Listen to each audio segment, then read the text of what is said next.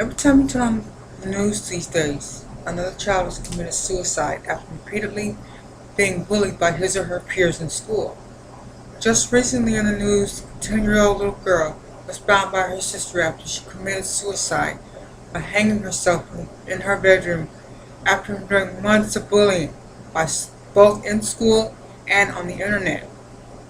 Her death is the latest in a disturbing trend of suicides among kids and teens who have been bullied and feel there's no other way out.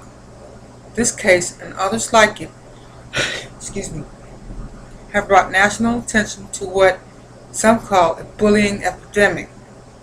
According to recent data from the National Center for Educational Statistics, 70% of students are affected by bullying, and unless this is stopped, the problem will get worse. According to the American Medical Association, 3.7 million youths engage in bullying and more than 3.2 million are victims of moderate or serious bullying each year. Almost 30% of youth in the United States, or over 5.7 million, are estimated to be involved in bullying as either a bully, a target of bullying, or both. In a national survey of students in grades 6 through 10, 13% reported bullying others, 11% reported being the target of bullies, and another 6% said that they bullied others and were bullied themselves. 13% of 6th to 10th graders report being bullied. 11% have been bullied, and 1 in 7 students in grades K through 12 is either a bully or a victim of bullying. 86% of students said other kids picking on them, making fun of them, or bullying them causes teenagers to turn to lethal violence in the schools.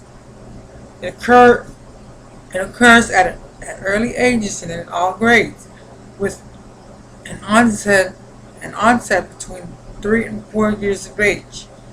In the United States, it increases for boys and girls during late elementary years, peaks during the middle school years, and decreases in high school. At the start of the school year, bullies begin looking for easy targets. Bullying is most likely to occur where there is no adult supervision, inadequate adult supervision, poor supervision, or lack of structure, and few or no anti-bullying rules. It is also more likely to occur where teachers and students accept bullying or are indifferent to it.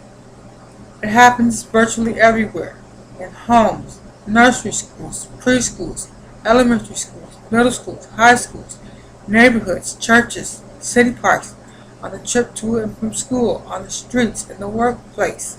For example, it occurs in large cities and small towns, large schools and small schools, and even one-room schools in other countries. It occurs mainly in hidden areas and areas lacking adult supervision, halls, stairwells, the playground, areas where students take brief breaks between buildings, restrooms, locker rooms, cafeteria, on buses and parking lots. It occurs when students are walking to and from school, but also in classrooms. It is a problem because suicide is the third leading cause of death among young people, resulting in about 4,400 deaths per year, according to the Center for Disease Control. For every suicide among young people, there are at least 100 suicide attempts. Over 14% of high school students have considered suicide, and almost 7% have attempted it.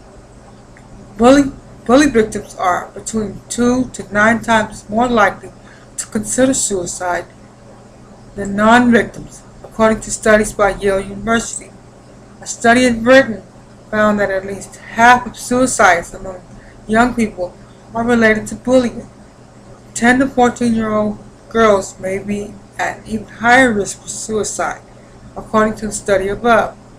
According to statistics reported by ABC News, nearly 30% of students are either bullies or victims of bullying, and 160,000 kids stay home from school every day because of fear of bullying.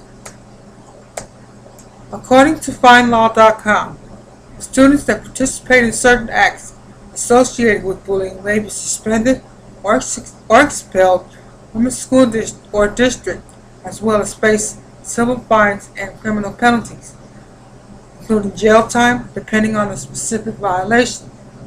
School districts may also face civil law penalties in the form of hefty monetary fines for its failures to prevent or punish certain types of behavior by students within their district.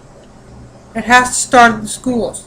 If a child is being bullied and that child tells a teacher or other responsible adult, then it is up to that adult to report it to a higher authority or address the situation. If they do not, they need to be punished just as aggressively as the perpetrator him or herself. Parents are their child's best advocates. Start by doing your homework. Research the guidelines, expectations for your school district, and responsibilities of the school staff in the state in which you reside. To hold school personnel accountable, you will need to know their duties. If the issue still isn't resolved, be prepared to keep going up the ladder to the superintendent, the school board, the police, or an attorney if the bullying continues. Bullying needs to be stopped, period. To stop the bullying, teachers and administrators need to be more vigilant. Looking the other way and telling the bullied child to man up only leads to bigger problems. Anti-bullying laws only mandates the schools put in rules on top of rules that offer no solutions. It needs to start in schools.